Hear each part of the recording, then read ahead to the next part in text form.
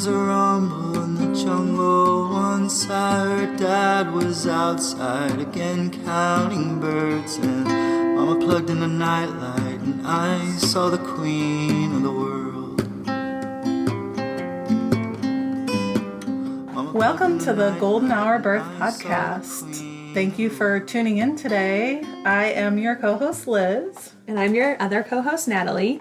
And tonight we have one of my very best friends, Jessie, on. And as you might recall, I probably mentioned Jessie like 3 to 4 times in my birth story. I love this. So she's pretty famous around here already. No big deal.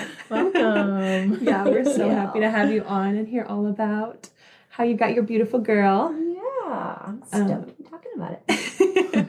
Do you want to go ahead and share a little bit about your family? Sure. So Joe is my husband, and I met him in college.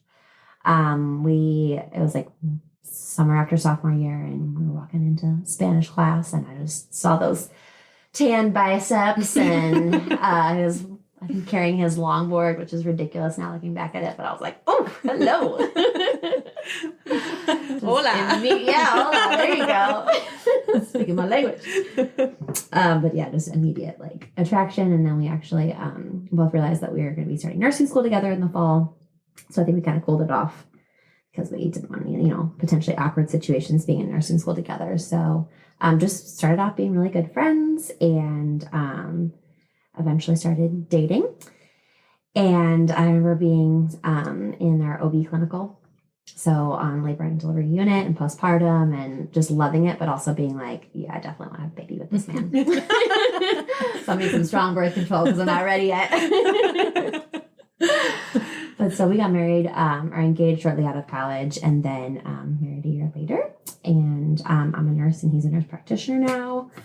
We moved to St. Louis, and like a year after graduating from nursing school. And that's when I started doing like labor and delivery, postpartum, NICU, and just absolutely fell in love with it. And just realized that was like totally my passion and really what I wanted to do with my life, is just be there for pregnant women, mamas, and babies. Mm-hmm. Awesome. So yeah, I've just enjoyed it so much. It's like really, truly found my calling. So I was really excited when it was going to be like my turn to do that. So, and I'm excited now to talk about it today, because this is just kind of my stuff. Yeah. Just like a little bit about Just it. a little bit, yeah. Yeah, you're probably listening to our episodes like, no, No, that's all right. not at all. Wrong term. No. Not at all. I love this. I love that you guys are talking about it. So if you want to kind of bring us back to when you and Joe were ready to start a family, and then kind of your pregnancy journey. Yeah. So we just like being in healthcare can be pretty stressful. We were working nights for a while, like just kind of knew we wanted to hold off for a little bit till life was a little less crazy. So on my 28th birthday, I think it was, as like a birthday gift, Joe had made me, I don't even know how to describe it, but like a baby toy that he had like carved and painted with, safe, non-toxic paint and everything as like a way to be like, I'm ready if you're ready. Oh, that's really sweet. But then I was like, still need a few more months. But then we decided in like January of 2021 that we wanted to start trying. And it's funny because like, you spend so much of your life trying not to get pregnant. So you kind of, part of you thinks like, oh, the second, you pull the goalie, you're going to get pregnant right away. And that was not the case for us. Definitely not anything compared to people who really deal with infertility. But it did take us about 6 months to get pregnant. And just getting like a little taste of what some women go through trying to get pregnant gave me just so much like respect, and I want to say empathy because I don't feel like I fully experienced it, but like, wow, just women go through it, man. Like just trying to get pregnant can be very frustrating when that's like really what you want and it's not happening and you feel like you're doing everything right, Yeah. So yeah, just like my heart goes out to those women, anyone listening that's struggling with it right now. Like, you are loved and your time will come, however that may look. But yeah, so we kind of got a little bit more serious with like tracking ovulation and using like the Ava fertility bracelet, which really helped. Because I really didn't want to make like trying for a baby a job, but sometimes it kind of becomes a job. Like when it's your fertility window, you kind of have to make something happen. So once we were like, okay, we're going to be serious about this, it did happen a little bit shortly after that. So I remember I was in the shower and my boobs hurt with the water hitting it. And I was like, that's new. So I took a pregnancy test and it was negative. So I was like, okay, I'm just making it up in my head, wishing for like being pregnant. And then a few days later, Joe woke up. He was showering for work. And I woke up and had to go to the bathroom. And I was like, I feel like I want to take another one. Because I don't know. I had that gut feeling, And so I took the pregnancy test, was doing other things, and then came back to look at it, ready to just like immediately throw it away. And the faintest little pink line was on there. Like very, like, my eyes it's 5:30 in the morning. Like my eyes weren't even really open. But I had to like rub them and like look again. And I was like, oh my God. Oh my God. And I panicked because I was like, I hadn't thought about how I was going to tell Joe. And so I threw it away because I wanted to pretend like it wasn't positive, And then I went back to bed. I'm like, how am I going to do this? How am I going to do this? And I'm like, I can't keep this from him. What am I thinking? Like, I am the worst at keeping secrets. I've never been able to surprise him. I cannot lie to him. Like, he's going to know within 5 minutes. So then I came back and like got it out of the trash can and I was like, this is a positive to you. And he was like in shock and so excited. And I, we like did a happy dance and stuff. It was awesome. And then he had to go to work and he's like, I can't focus on anything. I know, I'm sorry. But then I left for Colorado the next day. And so he was like, this is super sucks because I just want to celebrate with you. And, but I had a friend's wedding that I went to and we went with another friend of mine that was pregnant. So it was exciting to like tell her and stuff like that. Yeah. And so I got about 3 weeks of bliss where I was just happy and feeling good. I mean, tired, but all the normal stuff. And then around week like 6, I started getting nauseous. Like, okay, whatever. Everyone's nauseous, right? In the first trimester, it's fine. I can have some morning sickness. It's all good. And I was like, oh, okay, it's getting a little worse. It's, hanging around all day. That's fine. And then a couple days of nausea, and then I started throwing up, which is fine. Whatever, I can do that. But the problem is it never really stopped. So I like felt really sick and was throwing up and nauseous, and I had to end up like canceling on a bachelorette party to the Gulf Shores. I'm like, oh, it's kind of sad, but whatever, it'll get better. I went to my OB for my first appointment, and I was like thinking that I was 8 weeks long. And she's like, actually, I remember being in the ultrasound and watching her measure the little sac, and I was like, I see the number on that screen says 6. It was actually 6 weeks, and I remember she was like, no, more time in the first trimester. Being all sad, but at the same time, you're like, this is a wanted pregnancy. Like, I need to be positive and happy about this. But when you're feeling so crummy, like that can be really hard. Mm-hmm. Yeah. So just a really, really, really rough first trimester. It was like June, July, August. It was hot outside. I would open the door to let the dogs out and then have to go throw up because that heat would hit me. Oh my God. Just like non-stop nausea and vomiting multiple times a day. I'm like, oh my God. But then were you able to eat anything? Kind of. So like I could eat bagels, pizza, pasta, and weirdly enough, a spinach salad. But pretty much just carbs. Yeah. And they didn't always stay down either. But that was like all I could really put on my stomach. And then I couldn't really do anything, so it would make me sick. But then laying on the couch, you feel sick too. So it was just kind of... Oh my gosh, that sounds rough. Not fun, yeah. And so, I mean, Natalie is like one of my best friends, and I was talking to her about it and telling her I kind of felt like depressed. And I hated admitting that out loud because, again, like, I wanted this. Like, I'm excited to have this baby. I wanted this pregnancy. Like I said, I got a little taste of like what it's like trying to get pregnant and not being able to do that. So I felt selfish saying that. But I was not in a good like headspace, like waking up and just like not wanting to wake up because I knew I would be sick. So it was like dreading the morning when you would just immediately puke and then spending all day throwing up.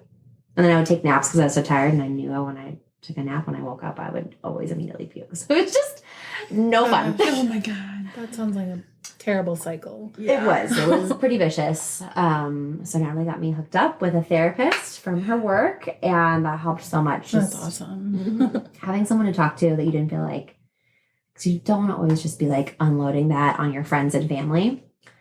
but having kind of like a safe space where like this is a dedicated time to talk about this. Yeah. Really, really helped. Mm-hmm. So anyone that's having a rough pregnancy, I think therapy can really help during that. Yeah. There were like so many months where like I barely saw you and you would just text me and be like, I don't feel good. And I'm like, I wish I could like empathize with you, but I didn't have You that. did to the best of your ability. I tried. You really I felt did. so bad every day for you. Like me and Joe would like even text on the side to like try to make it up for you. Like when we like got you a massage, I think. You guys spoiled me.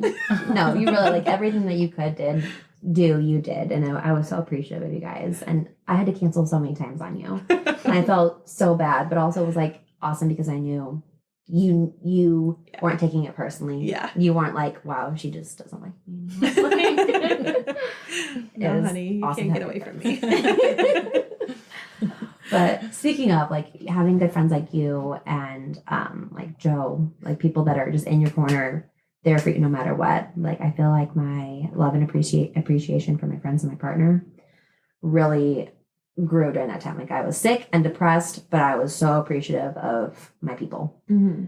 I like just fell so much more in love with my husband. He just took such good care of me and like never once acted like I was bothering him or like I was disturbing his life because I was 100% disturbing his life. Like his life changed too. He might not have been the one throwing up, but he was the one with the wife throwing up the whole time. So shout out to you, Joe. But yeah, so first trimester was really rough. And then second trimester, you know, people tell you. I don't know if either of you had nausea with your pregnancies, and I didn't have too much. I don't know if you did, Liz. Just a little. A little bit. Usually it gets better. I never threw up though, so That's good. But nausea alone is debilitating. Yeah. That's what, you know, I kept looking forward to as my second trimester would go away. And it didn't. I threw up all the way till delivery. Oh my gosh. So that was just my pregnancy. I'm so convinced you have the HG. Like I swear. I think I do, yeah, have the like hyperemesis, but Joe hooked me up a few times with some IV fluids. Don't do as I do as you should, but is that not like easily diagnosable? No, I think it is. We just like we had IV supplies and IV fluids and stuff just from being in healthcare, so he started to line on me several times and gave me fluids and stuff. Yeah. So if I would have like had to go to the hospital and do that, I probably would have been diagnosed with it. Oh, gotcha. We just kind of avoided that. Yeah. Because our healthcare system's broken and everything's expensive. Yep. And then it's on your file forever too. Right. Like I can never like give birth in the birthing center again because I'm diagnosed with hypertension. Really? But from my pregnancy. So it's just gestational hypertension? Yes, gestational hypertension. But that's not even with necessarily with every pregnancy. I know. Oh, that's frustrating. That was a hard pill to swallow. Yeah. Sorry, that is frustrating. Yeah. Yeah. Wow. What else? Okay, so I'm trying to think of like there were positives of pregnancy though. I always feel bad like complaining, but third trimester when she's like you can like have a belly and you feel her move and stuff, that was amazing and really helped me. Like you're sick, but then you look down and you're like, okay, I know why I'm sick and that it's, you know, I wasn't convinced it was all gonna be worth it at that point. And I was very convinced this would be the only time I would ever be doing this in my life. But I was like excited to meet this baby that I was going through all this to grow. Yeah. And your father-in-law is an OB who said like your placenta was like extra large. Yeah. Extra large. Not to brag, but he's in Kansas City and we went to Kansas City for Thanksgiving and he was like, if you want, we can go to my office and I'll do an ultrasound. I was like, heck yes, because you know again how much you have to pay for ultrasounds. Like, free ultrasound, get to see my baby, yeah. And he was just astounded at how big my placenta was. Which means it was a healthy baby girl in there with a lot of hormones. Yeah. So at least I was like, okay, I know why I'm so sick and I know she's good. So, and that's another thing. I was so sick, but she never had anything wrong with her. Like, never any scares with like her growth or like her amniotic fluid index or I did fail my first gestational GDM, like diabetes test, which was really a sad day because I was like, if I can't eat carbs, I'll die. But then I thought, How all did right. you even keep that down? I know. That was pure like willpower. That's how. And then the 3-hour And the one, 3-hour. too, miserable, Oof. terrible. But Yeah. we passed. I got through it. That's good. Didn't Joe buy you a pasta maker after you failed your He first did. one? Yep. See, that boy spoils you. Like, you have all the pasta you want, baby girl. Yes, so I didn't have to not eat carbs anymore. That was great. Good day, good day. But yeah, she was like healthy the whole time, so it was amazing. Is the placenta size have to do? Does it correlate with? So I know like a big placenta and like a big juicy cord does kind of correlate with like a healthier pregnancy, just like more. I don't know, like like if there's a lot of hormones, if it just gets bigger. Don't quote me on any of this, but yeah, I mean he was saying that I had a big healthy looking placenta. Thanks, mother-in-law. But yeah, so she was healthy. She was good, but yeah, lots of hormones basically. Yeah. Side note, Mhm. isn't it crazy how healthcare workers always have like the worst insurance too? Yes, and you can only go like So I true. work for a certain institution, Yeah. and you can only go to those institutions within that like healthcare group, which I think is ridiculous. Yeah. And there's a thing called the nurse curse. Usually, if you're a nurse, you're like shit's going down in your delivery. Like Yeah. they have a curse, like you'll hemorrhage, something will be wrong with the baby, like something goes wrong. Like healthcare workers have a black cloud over them. I'm convinced, and I've seen it several times. Yeah. I remember you saying that before you gave birth. I was so scared. I was like, what's gonna happen to me? I mean, something kind of did happen. Yeah, a With little bit. Isabel. Pretty minor though. Yeah. Thank God. Yeah. Well, the two other people that we had on that work in healthcare also said that people that work in healthcare make like the worst patients. Yeah. And they both they were both supposed to be admitted. And I think they both went home first That's instead of just like going. Because we're like, we know best. It's Oh my fine. God. All of them have been in healthcare. Oh, really? really? Hannah, Lauren, Yeah. Hannah's a RT, Lauren's a nurse practitioner, and Jenny's a nurse. Oh my gosh. And you're a wow. nurse. What There's a theme. Didn't realize we had a theme going. I just realized it. That's so weird. That is kind of funny. Wow. Wow. Yeah. I feel like, you can get good perspective as like a patient Yeah. and someone working in healthcare. Yeah. For sure. Good guess. Wow. I'm kind of amazed by that. What? Why? I guess I just attract these kind of people. I guess so, yeah. I don't know what that says about you. Good or bad, I don't know. I like juicy stories. Yes. Well, I will say that is one thing, like working in healthcare and working specifically like in labor and delivery, postpartum NICU, Mm-hmm. that was like my anxiety was a lot lower going into it because you never know how your labor experience and delivery experience is going to go. But having an idea of like what could happen and kind of like more standard things and being able to like really feel like I was going to be part of the decision-making process because I was going to be Yeah. making an informed decision Yeah. really, really helped. That's why I think like what you guys are doing is awesome because not everybody gets that opportunity to like see it up close and personal if it's your first baby, So like learning just through women's experiences, like hearing what they, what their labor and delivery was like and pregnancy and postpartum and stuff to kind of like mentally prepare yourself. And like I said, to be able to make informed decisions. Yeah. Because I think you can have a birth plan, but whatever's going to happen is going to happen. Your body's going to do what it's going to do. Yeah. And your baby's going to do what he or she is going to do. Mm-hmm. All you can do is like be ready to roll with the punches and like make the best decision that you can in that time for your safety and for your baby's safety. So yeah, like these, podcasts like this, like any kind of literature that you can read, any kind of birthing classes, like very much like a proponent of learning beforehand because afterwards you're a little busy and a little tired and it's kind of hard figuring it all out. Yeah. Yeah, and during you're just like, I mean, you Adrenaline. can't think. No. Yeah. No. So Like listening to your guys' stories, I was like, you remember so much more than I did. Like it's a blur, I wrote my stories down Yeah. right after getting Yes. over. Good. In the hospital, the nurse was like, "You need to go to sleep," and I'm like typing on my phone, like, "I just need like 15 more minutes." I feel like that's smart though because it goes out of your head so quickly. Really does. Yeah. I remember getting that text from you about Vivian's birth, and I was just like, Oh. reading it and crying at work. And I was like, this is so beautiful. I can't wait to do this. Aren't those the best texts when like your friends and family give birth and you get that text and that picture? Like just immediate tears. Like, Oh. Mm-hmm. Do you know how much I cried after I found out that Isabel was born? same for Wesley. I was an emotional wreck. It's awesome, you know? Oh. Yeah. Even strangers. Yeah.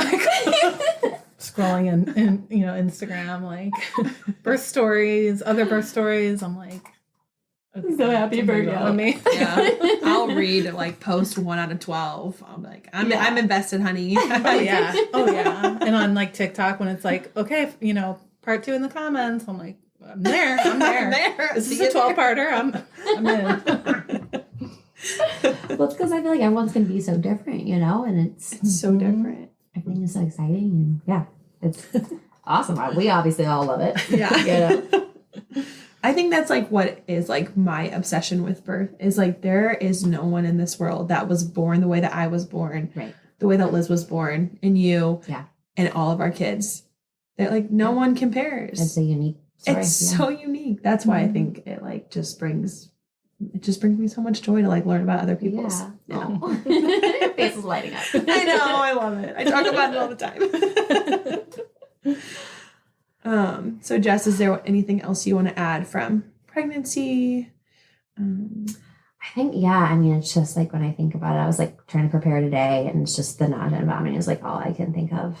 It just kind of overtook the whole pregnancy. But towards the end, like I said, once I had a bigger belly and she was kicking and stuff, besides the back pain that induced, it was like I started to get, excited. And you could also like see an end in sight to the nausea and vomiting, but also to like, you get excited to like actually meet your baby. So, not a fan of pregnancy, but this next part I'm a fan of.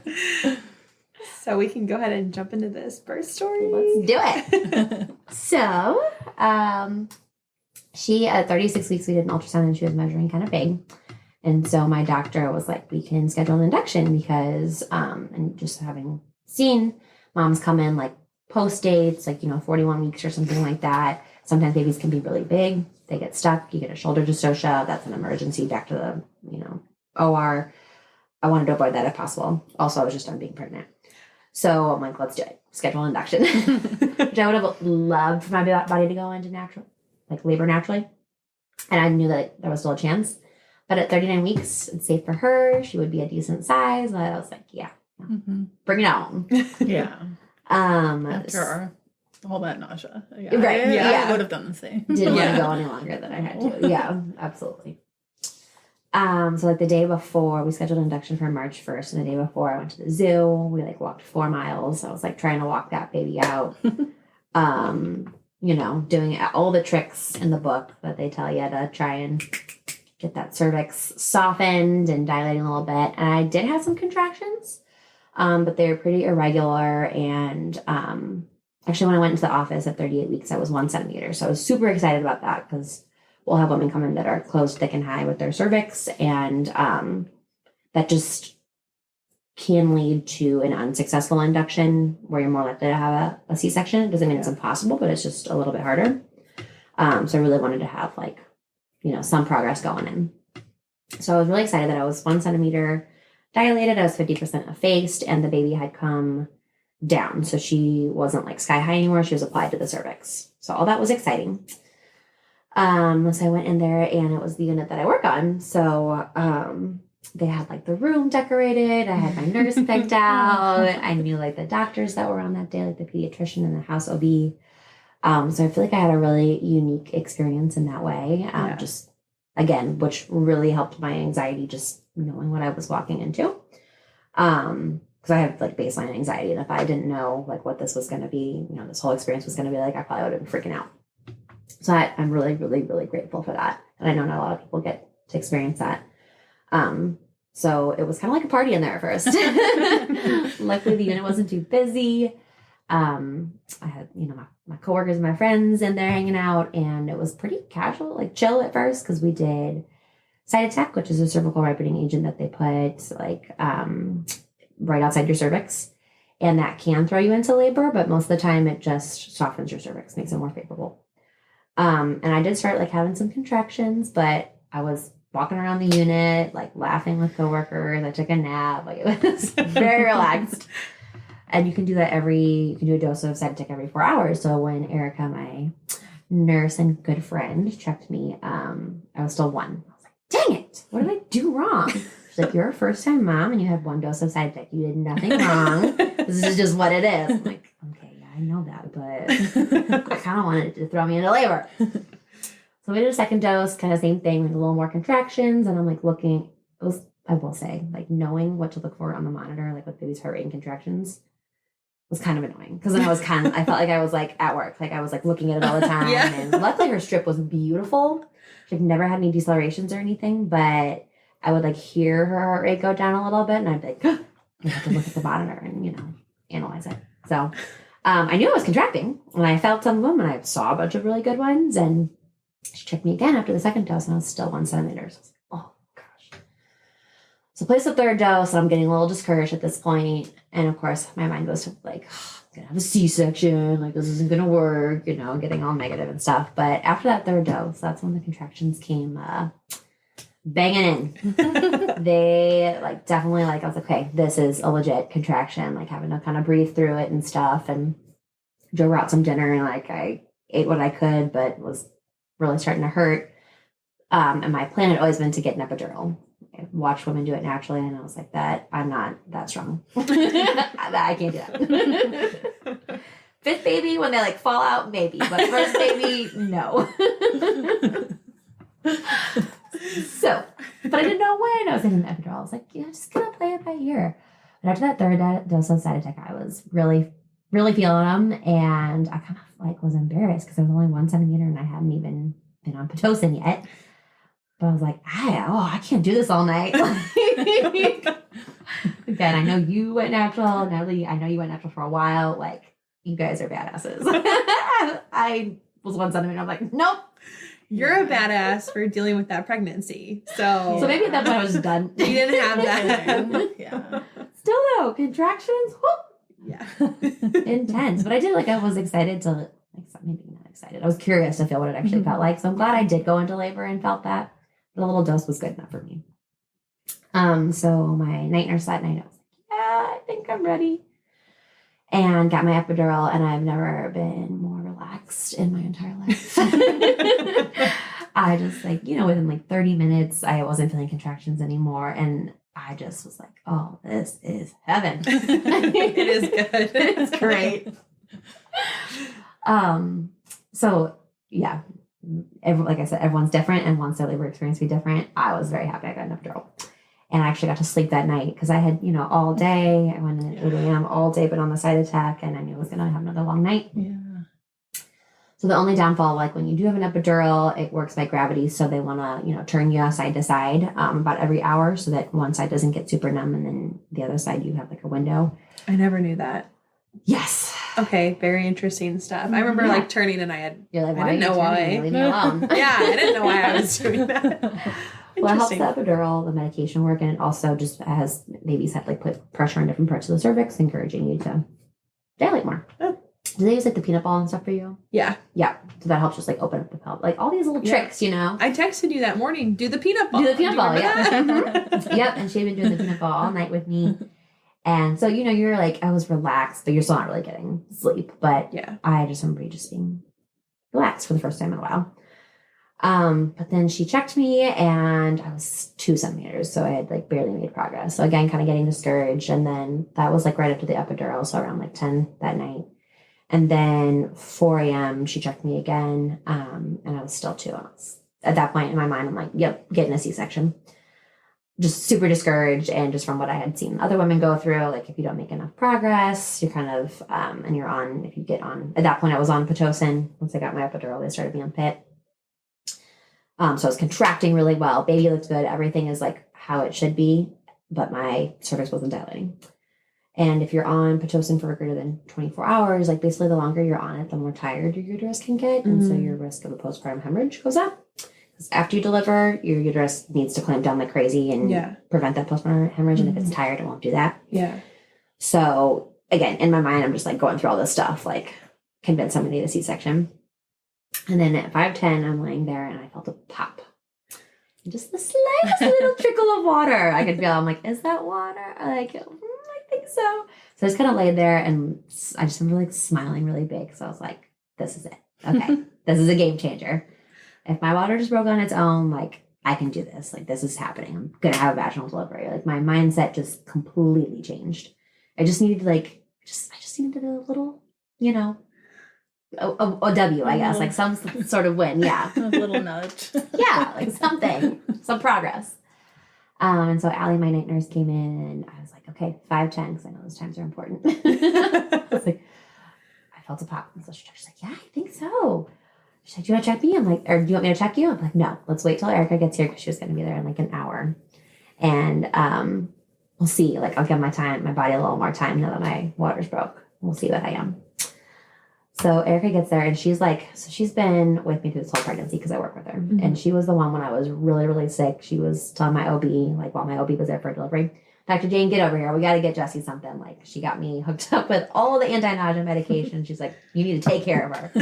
So Erica, like, love her. In my corner the whole time, had my back, like watching out for me.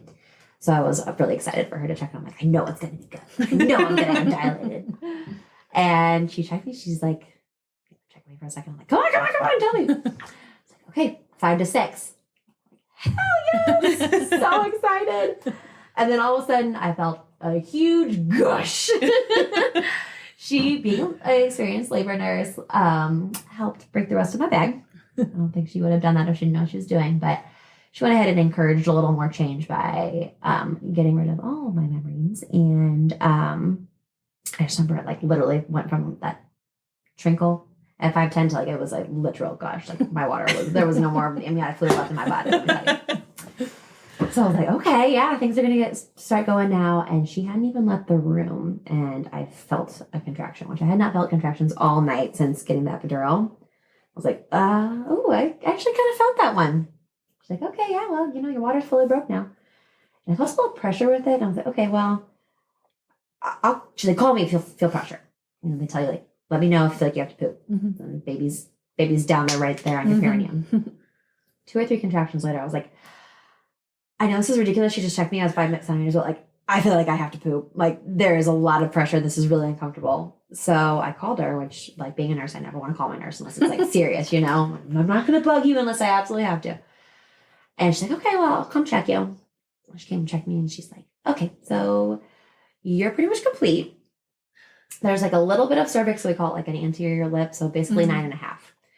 And Joe and I looked at each other, and it was just like this overwhelming feeling of just emotion. Like I had been 1 to 2 all night, and then all of a sudden, within 15 minutes, like I was 5 to 6, and then within 15 minutes, I was almost complete. And we just looked at each other and like happy, but also overwhelmed. And she just looked at me. She's like, "You can cry," and so I just started bawling. So I just thought it was so awesome that she knew I just needed to cry. Like I didn't even really know why, but I had to cry.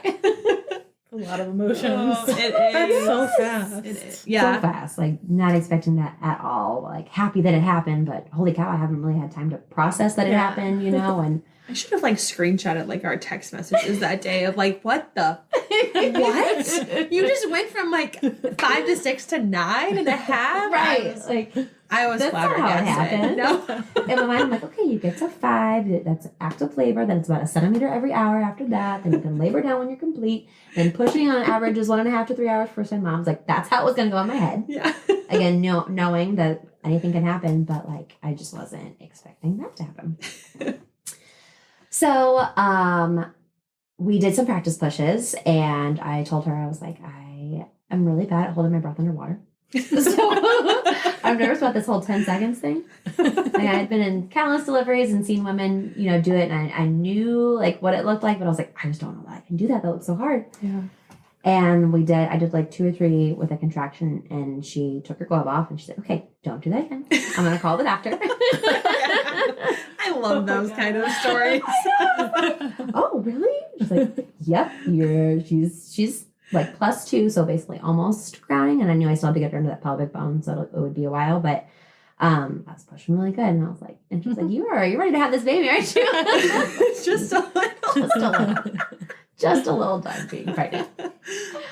But again, like another thing of like, I don't want to say do your homework, but like knowing beforehand kind of what to expect and like what, not necessarily what to do, but just like taking those birthing classes, listening to these podcasts, like I knew kind of like how to push and like, you don't scream like you do in the movies necessarily, but you kind of hold that breath and how you open your legs and stuff. Like I feel like it made it all go so much smoother. So again, like just if you're having anxiety about what labor or delivery is going to be like, just listen to this podcast. And the nurses are just like Yes. so knowledgeable and Yeah. they help you through everything. Yeah. They really, I couldn't have done anything without my doula. Like, Oh, doulas. like Queens. the whole, Seriously. like the informed consent. Like my doula was so strong on that, and like respect, because I didn't know. Like I'm not a Right. doctor. I'm not a nurse. I don't feel like I can like stand up for myself. And so like she was like, stand up for yourself. Ask questions. Yes.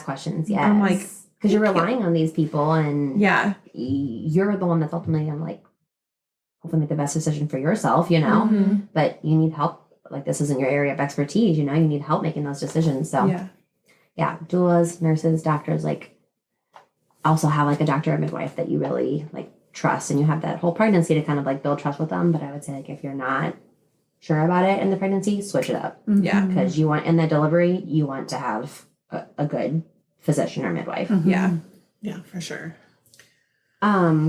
So pushing was going really well, and it was probably the coolest thing in my life.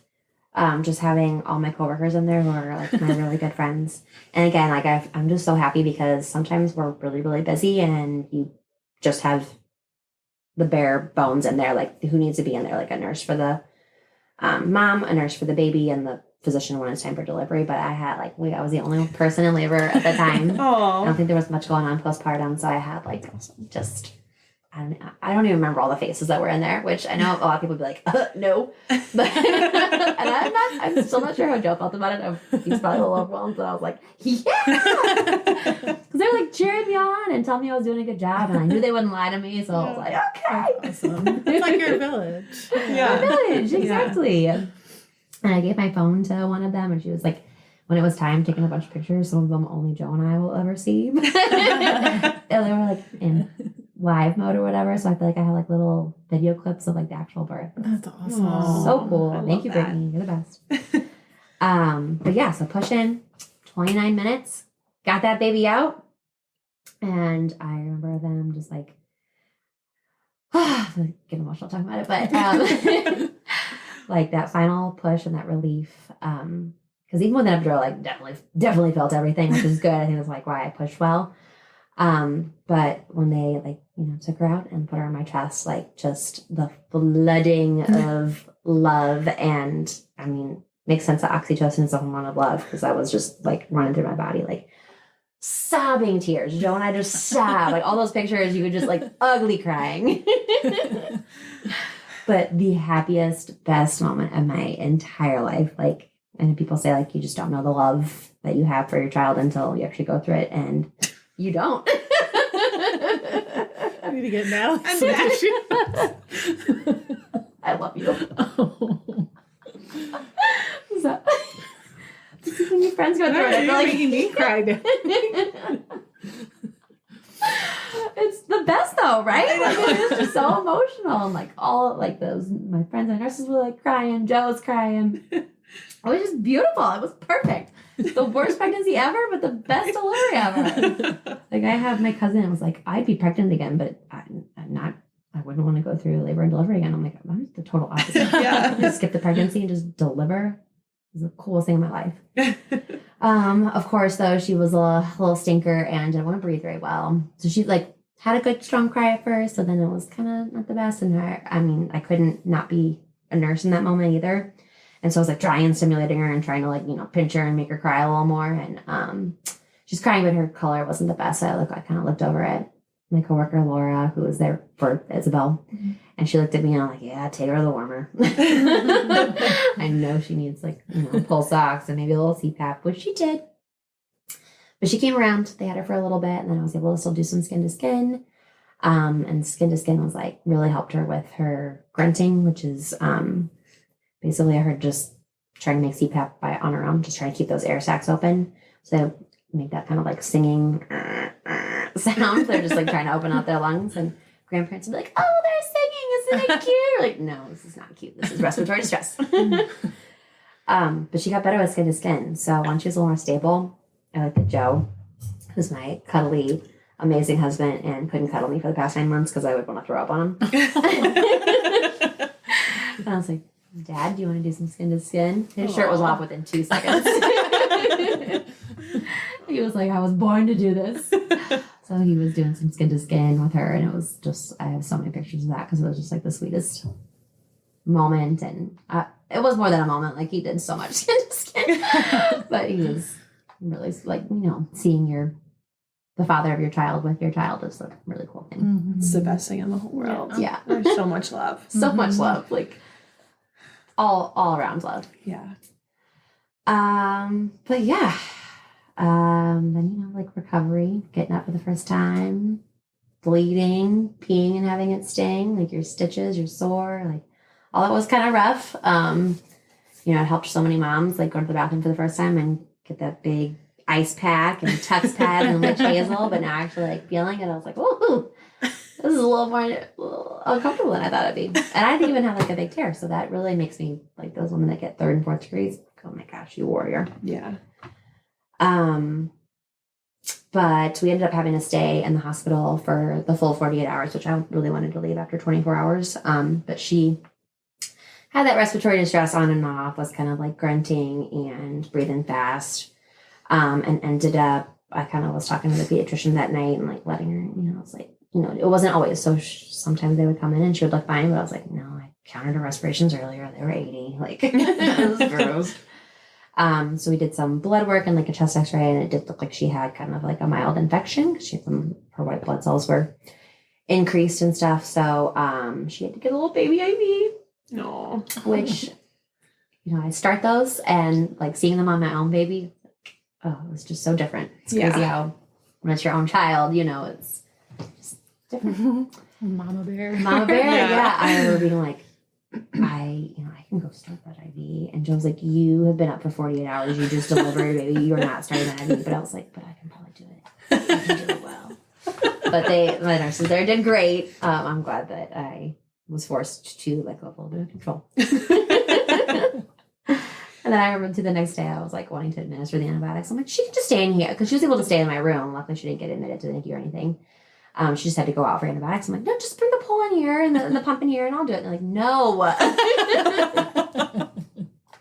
So I'm thankful that they did that because I actually got some rest during that time. You're not on the clock. I know. I was like, oh, yeah. But it's hard to kind of like separate the two, Yeah.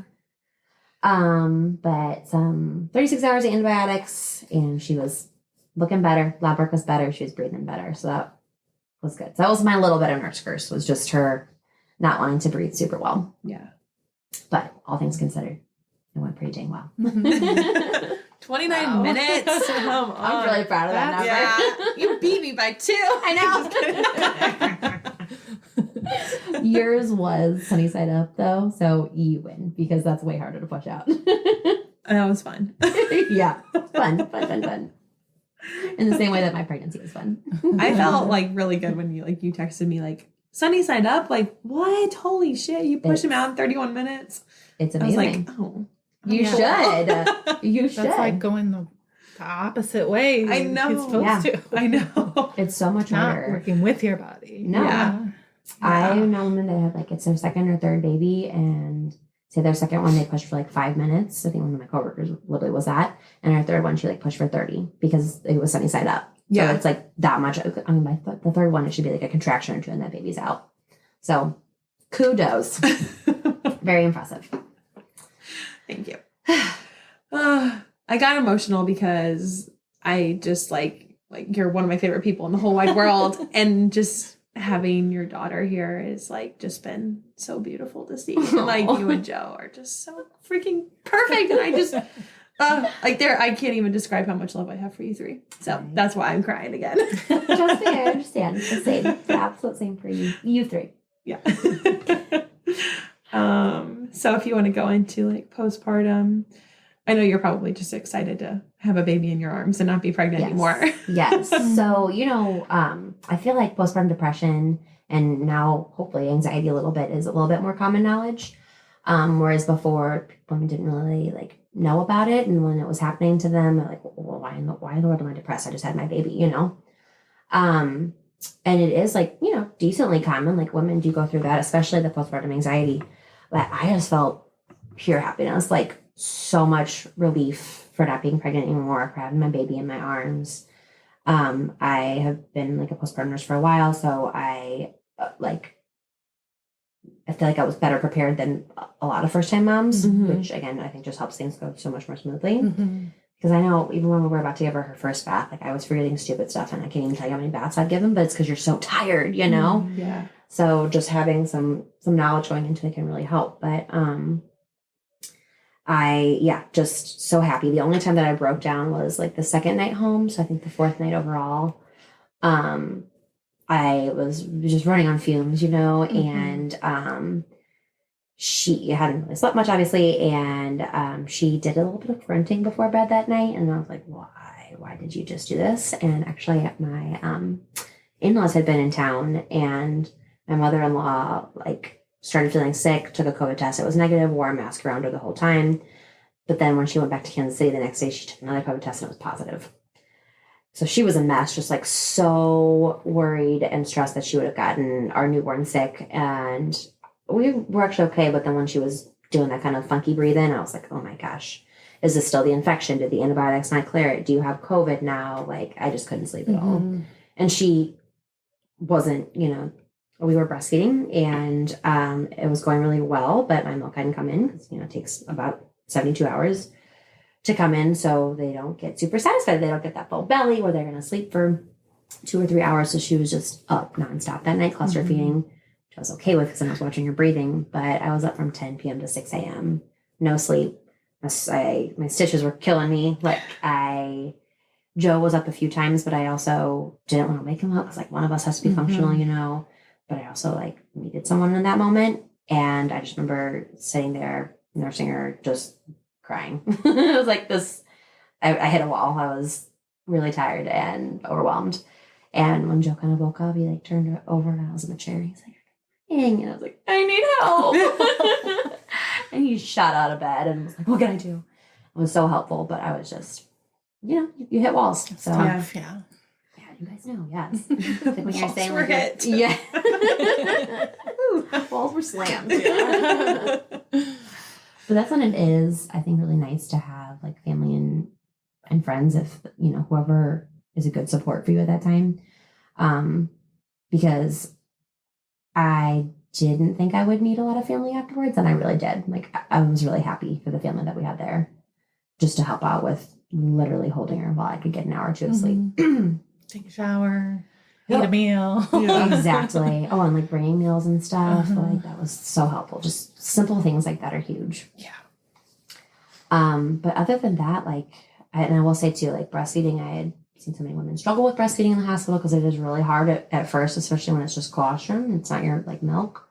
And there's so much to breastfeeding that's just not common knowledge. Yeah. That I was like, I'm going to try, and I'm excited to try, but if it doesn't go well, I'm totally okay giving formula. I just want my baby to be fed. I want to be sane.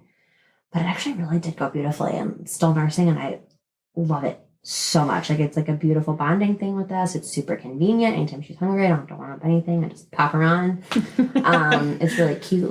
Now that she's 3 months old and a little bit more looking around and smiling at me, I just kind of love it. It's that went really well postpartum. And I know that is not the case for a lot of women, so I was really happy about that. But yeah, postpartum was kind of great for the most part, which is not what I was expecting. Good.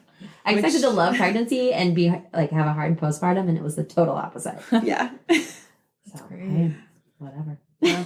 Yeah. Your postpartum was deserved, though, honey. Yeah. Seeing you go Thank through that you. pregnancy, I wish nothing more for I you. cannot Thank imagine. thank you. Yeah, I was happy about it. I think part of it too was just pure relief that I would wake up and not be throwing up, like Yeah. be happy to wake up, which is so terrible to say, but you get to that point where it's like you dread the times of day that that is like guaranteed nausea, vomiting, which was a lot of the day, but it was the mornings. And so I just got to a point where I was like, I didn't even want to wake up. And I'm like, I don't want to die.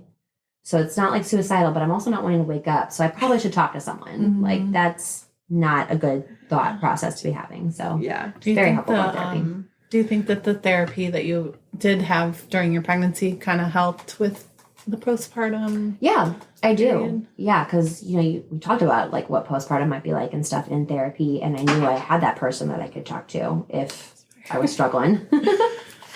So, in which I had a session with her, and it was basically a wrap up session, like going through kind of my labor experience and how much I appreciated everything that she helped me with through the pregnancy, and basically it was like, if you ever need me again, I'm here. Just reach out. So that was really awesome, but it was, like I said, really great to know that I had a therapist if I was really struggling postpartum. So, Mhm. and that's kind of why I started in pregnancy. Besides like being depressed, I knew how many women struggled postpartum. So I was like, I want to start this before it gets to that point. Yeah. Yeah. Absolutely. Happy for that. Good. Yeah. Sorry if I talked a lot and really fast. Once I start going about this, I can't really It's stop. perfect. No, it's perfect. It was so good.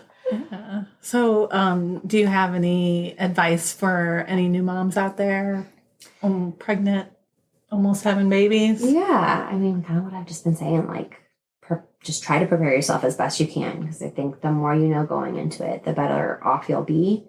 I know, like, as a nurse, I would love nothing more than to have just pure one-on-one time with moms and babies that I can help them with breastfeeding for as long as I possibly can, to go through all the education and the booklets and the pamphlets and answer all the questions, but you just don't. Like, we have multiple other patients and stuff. So, and in your office visits, it's like 10 minutes that you get with your OB. So they ask you if you have any questions, but you just don't have a lot of time. So, you kind of have to take that on yourself a little bit. But I think it really is worth it to be prepared. And then the other thing is just for labor, like, be ready to roll with the punches, because you just don't know what it's going to be like and what's going to happen. And it can be awesome and amazing and beautiful, or sometimes it can be an emergency. So, just in the end, what we always say is healthy mom, healthy baby. And that really, really is all that matters, that you both come out of it at the end. And a common theme of pivot. Yeah. Seriously. Every person we've had on Really? has said, Some sort of yeah, pivot. just be prepared to not be prepared. Yep.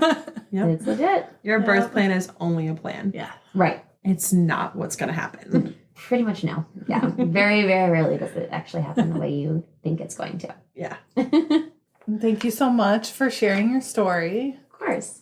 For photos and more information on Jess, check out our website, thegoldenhourBirthPodcast.com. You can also find links in the show notes to follow Jessie, Natalie, and Liz on Instagram and Facebook. There are also links to great resources there as well. And if you'd like to share your story with us, head over to our website to fill out the guest intake form, and we'll be in touch with you. We love birth stories of all kinds, so don't be shy. One last thing, if you enjoy our podcast, please share with your friends and family and give us 5-star rating on Apple or Spotify so more listeners can connect with us. See you next episode. Bye.